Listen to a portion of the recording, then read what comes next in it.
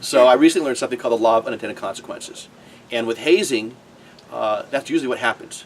What starts off what seems like a harmless, usually it's harmless. What's the big deal? We're making them eat a lot of ice cream. What's the big deal? We're gonna, they have to carry the equipment in, right? What's the big deal? We're just having to get a haircut.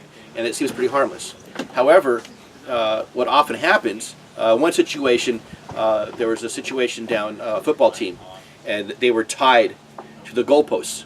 And it was fun, it was harmless, it was pretty much Kleenex kind of wrapped around, but they were so tight they couldn't get around. What they did is they dumped ice cold water on their head. Now, that seems pretty harmless.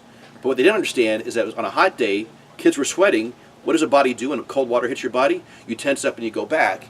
And the kid slammed his head back in the goalpost, slammed his head, cut his head open, dropped down, went unconscious. Here comes the ambulance. And so it seems like this idea where something harmless, there's unintended consequences where this kid really hurt himself and it ruined his season, and everybody came in and got in trouble because there was hazing going on.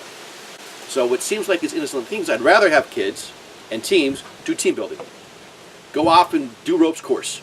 Most of these schools have rope courses anyhow, so do high ropes, do low ropes, and develop team through a healthier mechanism than opposed to some of these kind of pranky things that go on behind the in the closet kind of stuff.